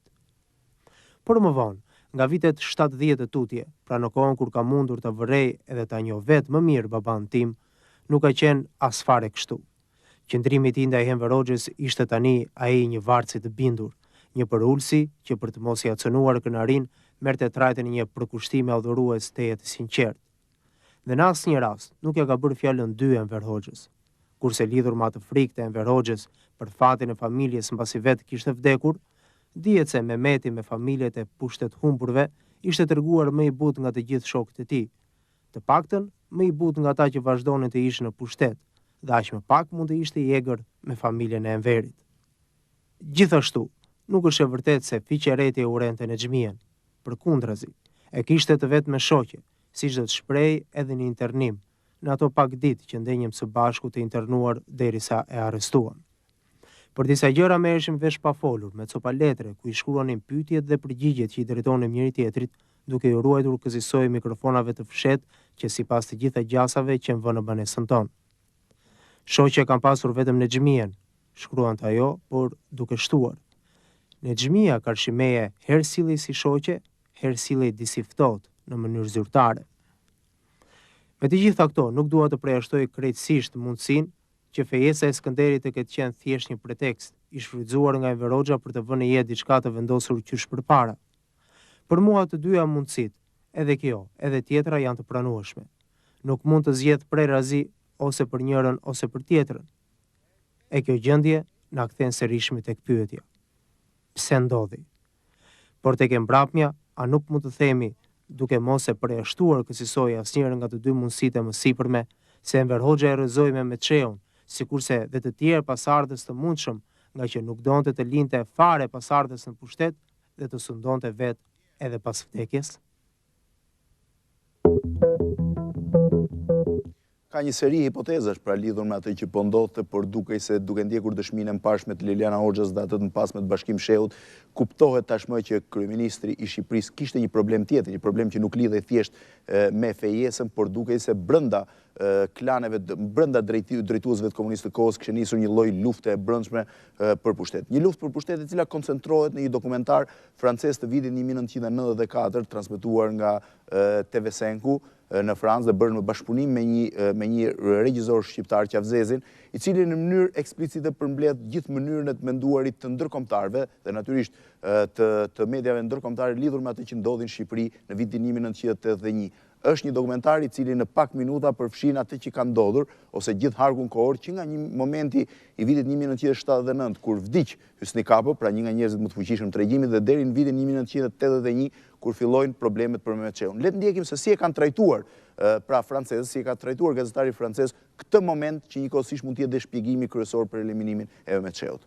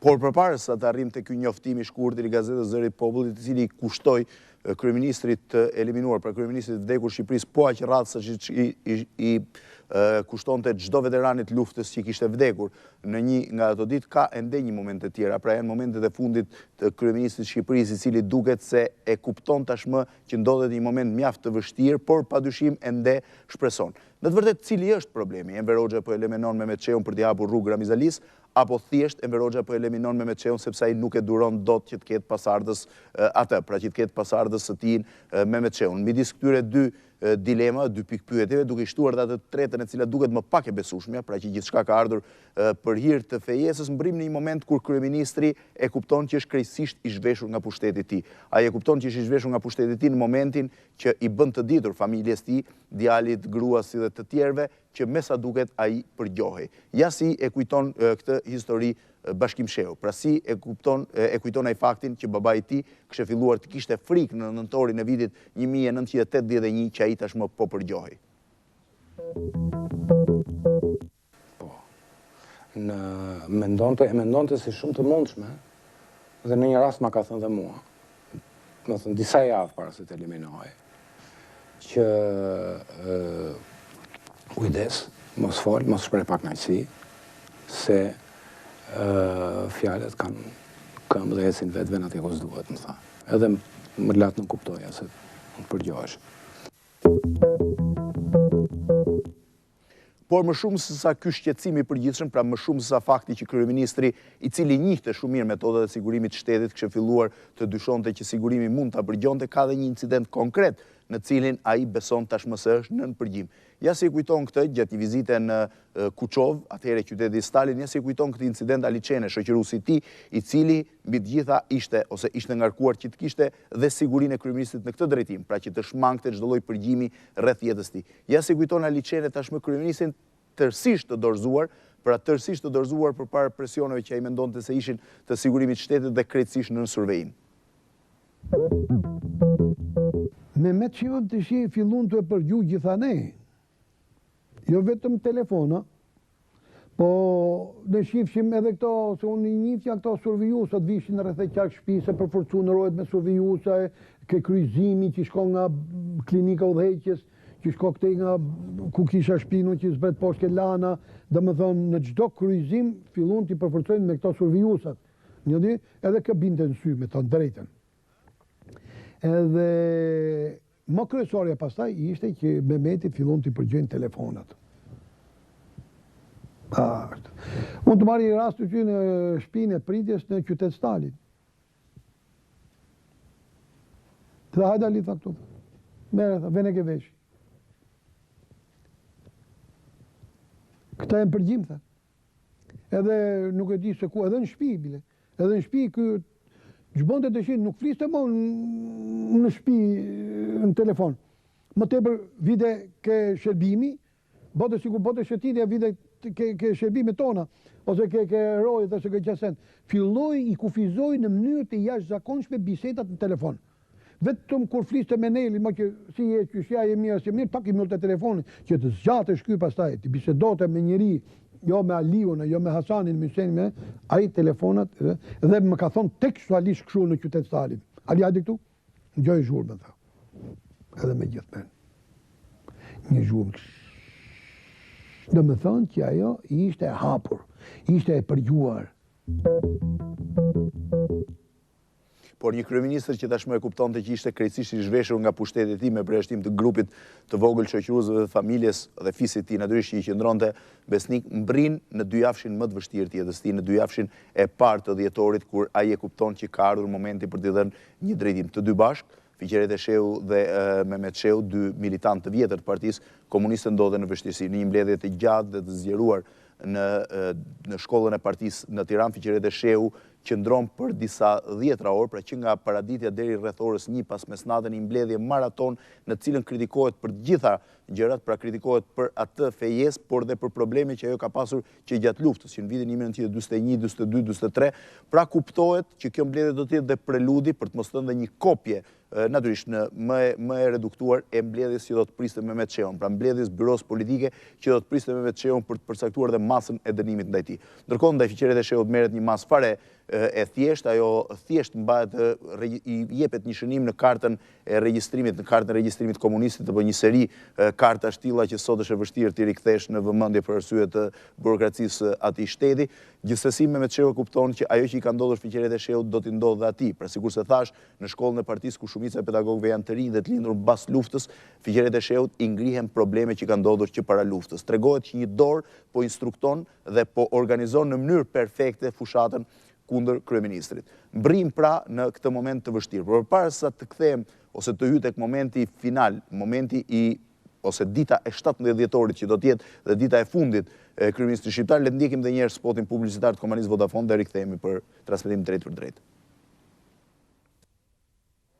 E pra, sikur se thash, mbrim në një nga momentet më të vështira të kryeministrit të Shqipërisë, i cili ka arritur gjithsesi të mbjetojë në Kongresin e 8 me gjithë problemet që ai kishte, ka arritur të zgjidhet antar i byros politike dhe njëkohësisht të rikonfirmohet si kryeministri i vendit, por një kryeministër që sikurse u shpreh edhe pak më parë, vetëm 2 javë më parë u rizgjon detyrë, por nuk kishte më kontrollin e nevojshëm, pra kontrollin që i nevojitej. Dhe në 17 dhjetor, është e mërkur, 17 dhjetor i vitit 1981, një ditë e ftohtë, gri në Tiranë, është anuncuar një mbledhje nga ato jashtëradhe që i quajti Muaslani antar i byros politike ose një lloj mbledhje jashtëzakonshme siç i quajmë ne sot, për të diskutuar mbi gabimin e kryeministrit të Shqipërisë për fejesën që ai kishte bërë djalit e tij me vajzën e një familje e cila kishte probleme në biografi.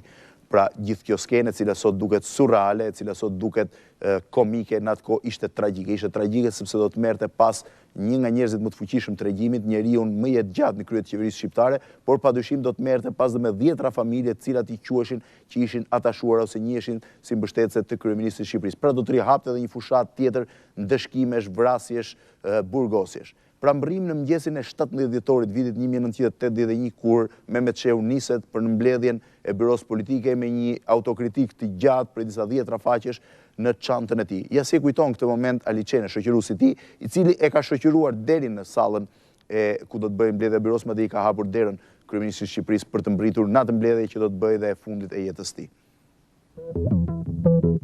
Momenti më kritik dhe më ashtu ka qenë nata e fundit e mbledhjes byros politike, kur Mehmeti u revoltui jashtë mase, sepse fillon këto. Çfarë thoshte njëri në byron politike, thoshte edhe tjerët. Edhe Ramiz Alia kritikoi shumë, edhe këto antarë të byros politike. Bile unë tha, nesër tha, në diskutimin tim tha, që do bëj tha, do jap sqarime të hollësishme për gjithçka tha që unë di, nuk do të futem më thellë në detaje. Edhe kjo ka qenë arsye që Mehmet Shehun e hoqën qafe që atë natë. Që të mos dilte diçka e vërtet në mbledhjen e byros. Se thaj, unë në diskutimin tim tha, do të tregoj tha se si janë servirur këto shërbime. Kjo mbledhje, këto pyetje, diskutime që po bëhen në mbledhjen e byros. Se tha kështu, e di si po e tregoni veten tha? Tamam si ajo edukatorja tha që i merr kalamajt për dorë, ku shkoi edukatorja tha shkojnë te kalamajt. Sigur edukatorja tha mpru të futet edhe kalamajt mpru do shkojnë tha. Edhe ju tha kështu po e tregoni veten. Edhe ju hodh pasaj çdo të thuash ti me këtë, kaq di me thënë tha Mehmeti. Kaq di me thënë tha. Edhe ajo natë pastaj ishte fatale. Pra ishte kjo mbledhje e byros e cila zgjaste pafund, një mbledhje maraton ku gjithë antarët e byros politike, pjesa më e madhe të cilëve ishin antarë të hyrë rishtas, pra të futur vetëm Kongresin e 8 2 javë më parë, fillojnë ta kritikojnë Mehmet Shehun për të gjitha problemet që ai kishte pasur gjatë gjithë jetës së tij. Duket si një transformim i madh kishte ndodhur kryeministrit, të cilin nuk do të guxonte askush ta prekte deri atë ditë, siç thotë edhe djali i tij, jo vetëm për faktin se reagimi i tij do të ishte i jashtëzakonshëm dhe i tmerrshëm, siç ndodhte sa herë që i cënoi pak pushteti i tij personal, por edhe për arsye se vetë Enver Hoxha do ta ndëshkonte në mënyrë të tmerrshme atë që do të guxonte të kritikonte Mehmet Shehun, për arsye sikurse thash të kësaj lidhje të mëparshme. Por duket se Mehmet Shehu është në pozita të jetë mbrojtje në pozita mjaft të vështira, ai tenton dhe rreket të sqarojë në këtë mbledhje byroje që fejesa ka qenë thjesht një moment dobësie për djalin e tij, një shpjegim i cili refuzohet nga gjithë antarët e byros politike që i përdorin shprehjen standard. Thellow, fol më shumë, trego të vërtetën, tregoj sinqert, këto nuk janë bindse. Duket se gjitha autokritika që e ka shkruar, konsultuar dhe me familjen e tij nuk vlen më dhe njeriu më i pushtetshëm, njeriu i cili kur askush do të guxonte ta kritikonte, ndodhet përpara kritikave të gjithë atyre që deri pak kohë më parë kishin qenë ose nuk do të guxonin as të rrinin përballë. Ja si e kujton mua Astani, sikurse e thash, antari i Byros Politike dhe njeriu që ka qenë brenda në mbledhje këtë moment. Filloi mbledhja e Byros Politike, hapi shoku Enver, edhe filluan pyetjet. Të them të drejtën, edhe unë kam bërë pyetje, edhe kam diskutuar. Dhe po ta them që në fillim, edhe unë kam qenë dakord me ato masa të marrura dhe kam ngrit dorën si gjithë shokët e tjerë. Por, ende i çik përshtypje se më njeri prej shokëve tanë, si më thënë, kishte edhe pyetje si për ta ranuar më tepër. Të kuptohemi, nuk du ta marrë në mbrojtje me Mehmet Shehun, po them përshtypjet e mia reale të atëhershme. Dita e parë, ka qenë një mbledhje që se i cili mund të pyeste, mund të diskutonte lirshëm, sepse vetë shoku Enver Hoxha krijoi një ambient të tillë që të pyeste se i cili dhe sa herë donte Mehmet Shehu e merrte fjalën. Edhe për përgjigje, edhe për diskutuar dhe as edhe një herë nuk ja ka ndërprer fjalën Enver Hoxha Mehmet Shehut. Foli Simon Stefanin. Edhe kë propozoi të jepet Mehmet Shehut një vrejtje me shënim në kartën e regjistrimit. Në atë kohë statuti jonë i partisë ka pas vrejtje me shënim në kartën e regjistrimit, vrejtje tram me shënim në kartën e regjistrimit, kthim nga anëtar në kandidat partije edhe përjashtim nga partia.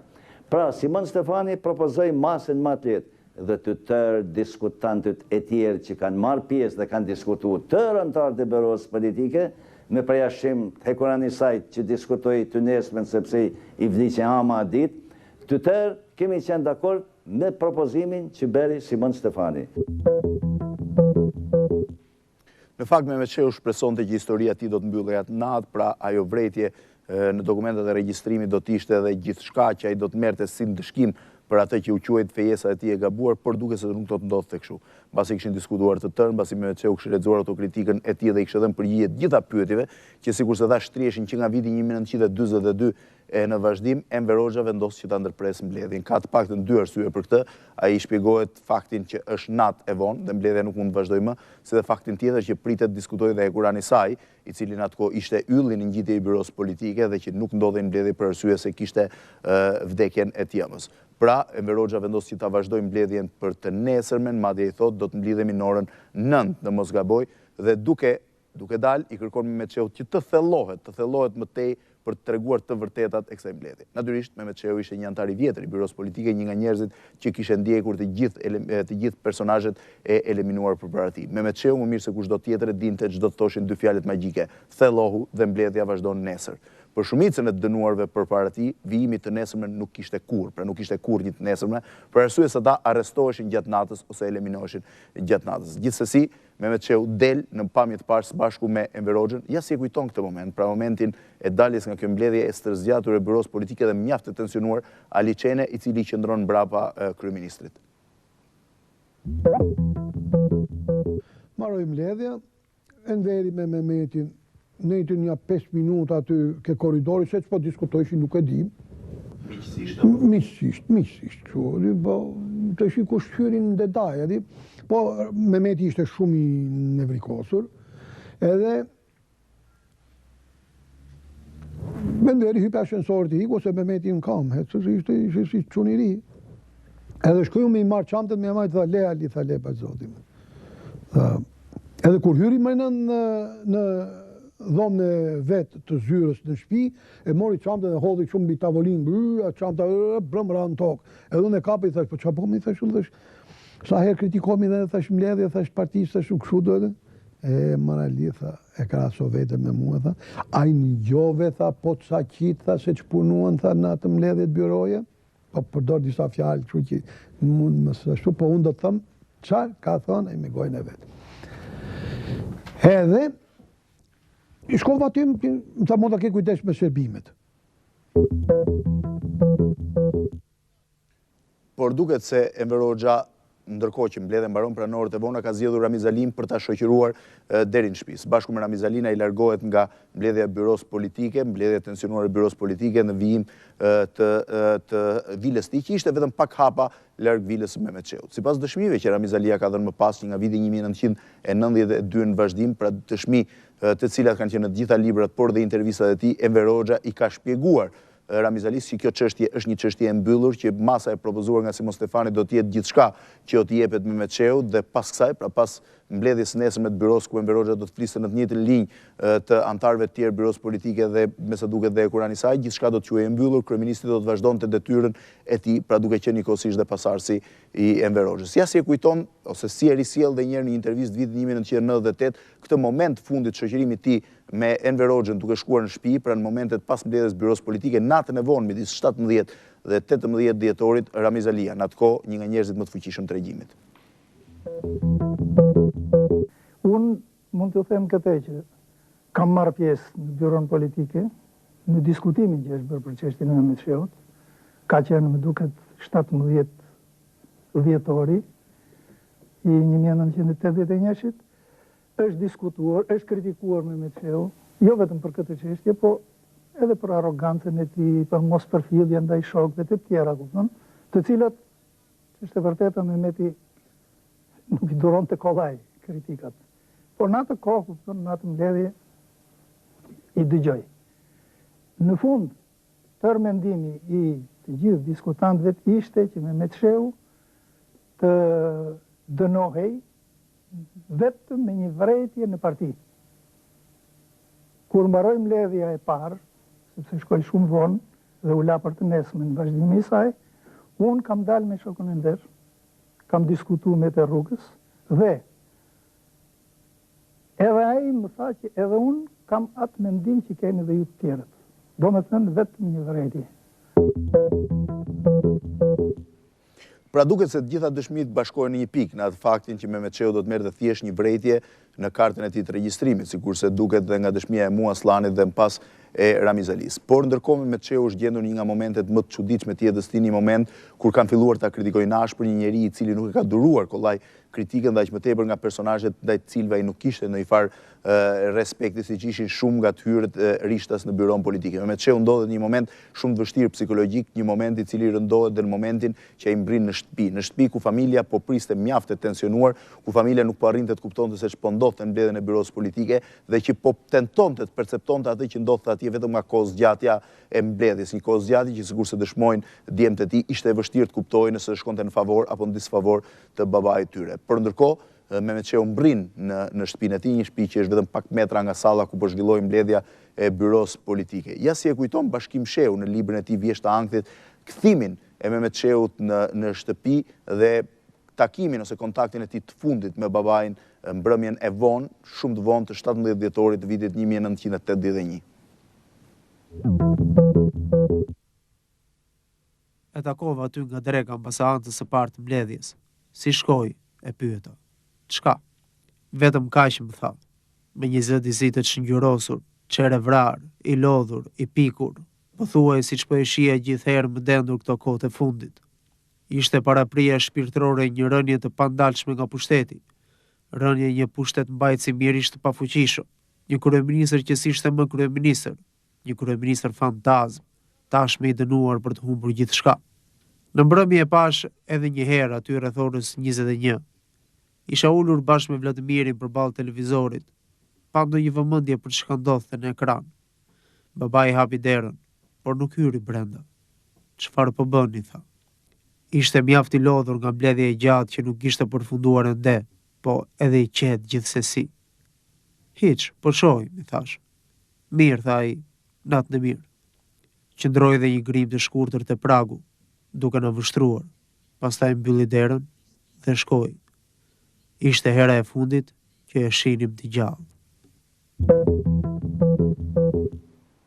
E pra pas këtyre momente, pas këtyre radhëve magjike një farmase kur biri shpreh gjithë dhimbjen për babain që o ta humte pa e ditur, pra babain i cili thot natën e mirë për herë të fundit në jetën e tij. Le të kthehemi tek një moment tjetër, një moment mjaft i rënd psikologjik për Mehmet Shehut. Duket se ai ka pasur mjaft dyshime atë natë vonë për atë që do të ndodhte të nesërmen. Ai ka qenë krejtësisht i paqartë lidhur me qëndrimin që Enver Hoxha do të mbante. Mehmet Shehut kishte përgatitur një autokritik të gjatë, të cilën e ripunon për të nesërmen, madje në momentin e fundit mbas gjetjes së tij të vdekur i është gjetur dhe një diskutim i gjatë për cilën janë gjithë pranishmit dakord që thotë diskutim në byron politike. Me sa duket Mehmet Shehut kishte ripunuar edhe një herë një qëndrim të tij mbas fjalës që do të mbante Enver Hoxha.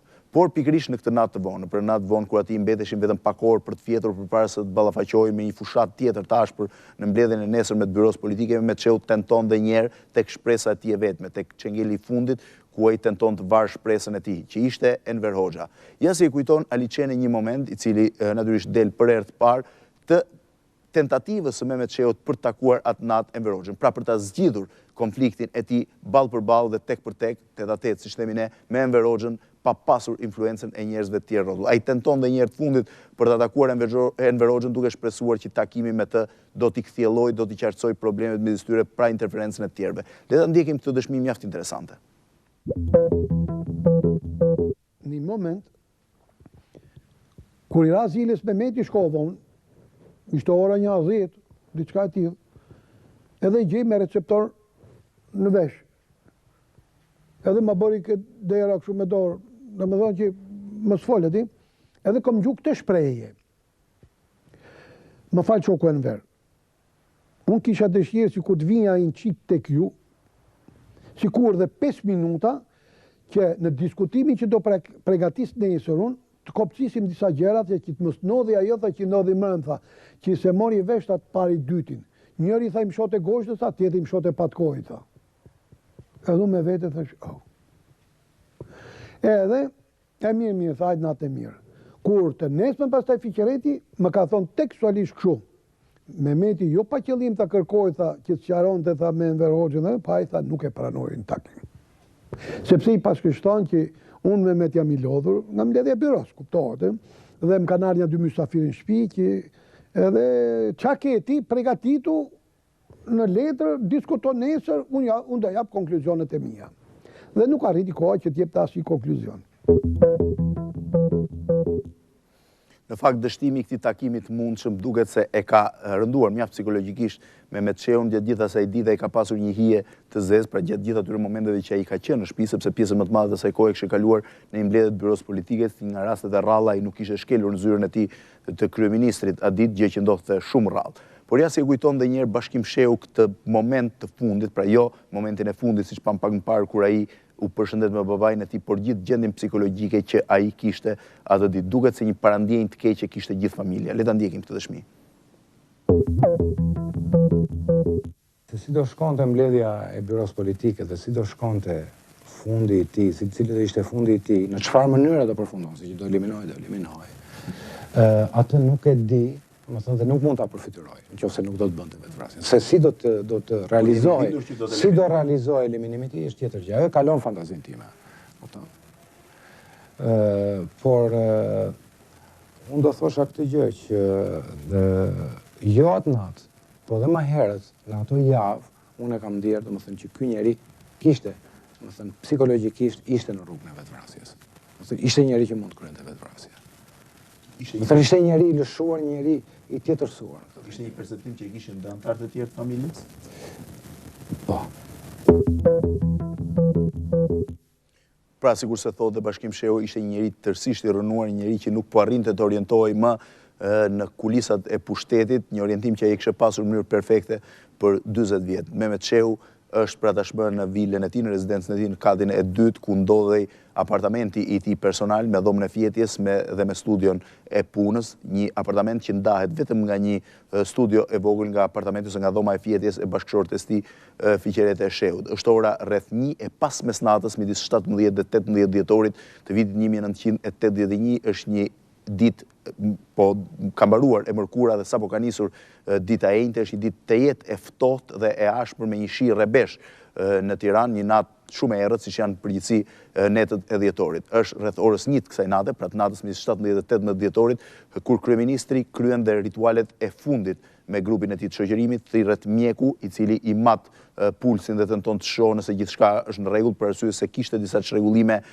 kardiake në atë moment, si dhe ai thret për të fundit herë shefin e tij të shoqëruesve, pra duhet jetë rreth mesnatës, Ali Çenen, për t'i kërkuar hollësi lidhur me shërbimin e rojeve. Është, si thua, momenti i fundit kur edhe shoqëruesi sheh kryeministrin e tij, njeriu të cilit i shërben me besnikëri që nga viti 1971 çdo moment. Le ta ndjekim dhe këtë dëshmi të fundit të Ali Çenës, e cila gjithsesi dëshmon ose hedh dritë në paqartësinë që Mehmet Shehut ka pasur lidhe me vetveten ose me frikën që ai ka pasur ato momente. Ali më tha, mu tha, ke kujdes të sonde, tha, me shërbimin. Qa kishte parasysh? Që duket ai parandjente diçka. Se ato i din më të mirë detajet se që kanë diskutuar në byron politike, por unë e kuptova që ai ishte tepër i shqetësuar. Tepër i shqetësuar. Edhe në atë moment unë shkova dhe organizova shërbimin, me të drejtë. E përforcova, në qoftë se ishin 3 roje, unë vura 6. Edhe nejta vetë deri nga ora 10 e ca të darkës, edhe hika në shtëpi, kur më bje telefoni nga ora 1 natë, sa ka qenë ora, o shef Liu më tha, një nga të mvarësit e mija, tha, a nuk vjeson të ti këtu, tha, me shërbim, tha, këtu në grupë, tha, mu, tha, se pyetja i shoku, tha, kush është sonde me shërbim? E unë tha i thasha, është filani, pa është dhe Ali Çena, edhe është dhe Aliu. O, më tha Mehmeti, pse dhe Aliu sonde me shërbim, se unë nuk risha aty. Po pse i ke thonë për mu, thash, unë jam shpi, thash, ti i ke thonë Mehmeti, valla Ali, tha, më shkau goja, tha, pa nej të keqja, aj mirë, thash unë. A nuk vje sonde këtu, tha, se po vaki, tha, i bje zile, se tha, kërkot ty, tha, dhe i shkoj unë. E do më tha, po ti më ke thonë mu që është Aliu aty. Edhe unë tuke pas besim ke shoku, ke miqtë e mi, se kemi qenë një grup shumë monolit, shumë kompakt dhe shumë të pregatitur, a më këto shkova atje, fillon të lujt rreth orës 11:30, kështu ka qenë ora, 11:30 ka qenë ora, edhe shkova atje, ishin gjithë shokët me mi, 2 doktorat, unë, grupi i gatshëm, fillum të lut me letër, të bo shakara, gjëse në këtë ation, kaloj ora 1:30, a flejmë të shi, quna natë e mirë, dhe gjithë se kush në dhomë në vetë. Pra, ishte ky momenti i fundit, kur, sikur se thash, Ali Çena ka parë kryeministrin e Shqipërisë. Ishte momenti i fundit që të gjithë e panë rreth orës 2 të natës, edhe 2 nga të afërmit e tij, fillimisht Fiqeret e Shehut dhe më pas nusja e djalit madh Vladimirit, kanë shkuar tek dera e dhomës për të ndjerë nëse kishte zhurmë nga brenda, ndërkohë që drita ka qenë vazhdimisht e ndezur, gjë që tregonte që kryeministri po vazhdonte të punonte. Rreth orës 2 të natës, gjithë secili është futur në dhomën e tij, në vilën ose në rezidencën kryeministrore janë fikur dritat, pa e ditur ose pa e kuptuar që atë natë do të ndodhte dhe ngjarja e cila ka vazhduar të mbajë peng për 25 vjetësh kuriozitetin e shoqërisë shqiptare dhe që mbetet gjithashtu një pikë mjaft e rëndësishme ose një moment mjaft enigmatik. Një moment që ne do të tentojmë ta zbardhim në vijimin e ditës së nesërme, një vijim në cilin do t'japim për herë të parë, sikurse po ju them, sikurse e thash, disa momente mjaft të rëndësishme. Do të rikthejmë dhe një herë dëshminë e personave që kanë qenë direkt duke nisur që nga bodyguardi, djemtë e tij, pra bodyguardi që e ka gjetur në momentin e parë që ai tashmë është i vdekur, ekspertit ligjor që ka shkuar të ekzaminojë atë mëngjes, do të shohim të gjithë atyre personave që kanë rreth tij, nipi i cili ka ardhur nga Fieri për të parë xhaxhain e tij pa e ditur se ç'kishte ndodhur, si dhe gjithë dëshmitë e tjera të Ramiz Alisit dhe të personazheve të tjerë të rëndësishëm që janë në këtë mes. Nesër do të kemi dhe një ballafaqim shumë interesant. Për herë të parë unë kam rifutur në një emision televiziv të gjithë hipotezat e shtypit dhe të gjithë përfaqësuesit e këtyre hipotezave, duke nisur kryesisht nga ato që janë nxjerr në emisionin Fokus të Robert Papës, si dhe ajo pak më e kompletuar e gazetës 55, të cilët ka hedhur versionin e vrasjes. Do të ndjekim një ballafaqim natyrisht në distancë midis argumentave që japin ata që mendojnë që ka qenë një vetvrasje e kryeministrit dhe që natyrisht kanë argumentat e atyre që pretendojnë që kjo ka qenë një vrasje, duke pasur natyrisht dhe dëshminë e personave që kanë pasur lidhje direkte ose indirekte me ngjarjen, por që në thelb të saj synon të rikthejë edhe një herë momentin mjaft enigmatik të vetvrasjes ose të eliminimit të tij në natën 17-18 dhjetorit. Ju do të keni mundësi nesër të ndiqni ndoshta për herë të parë shumë dokumenta autentike siç janë ato për cilat Mehmet Shehut akuzoi si agenti i perëndimit, do të shihni në këtë ekran të madh të afishuar të gjithë dokumentat që kanë mbritur në ambasadën shqiptare dhe për hir të cilave Mehmet Shehut ose u gjet justifikimi i tij e të qenit agent, do të shihni pyetjet që Enver Hoxha i ka drejtuar hetuesve për hetimin e fiqeret e Shehut me shkrimin e tij dorës si dhe natyrisht letra e lamtumirës e kryeministrit si dhe debatet që kanë lindur rreth saj.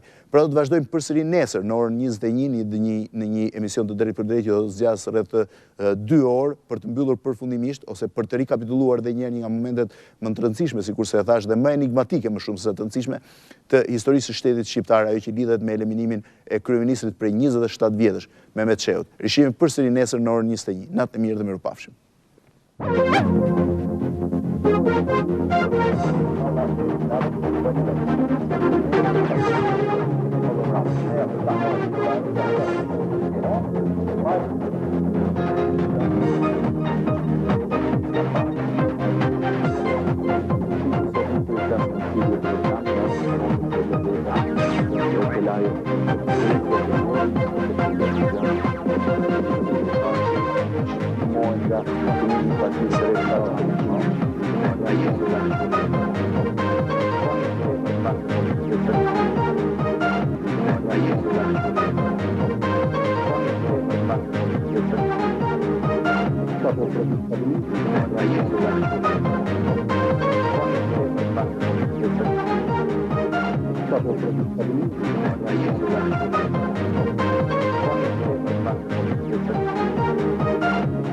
Stop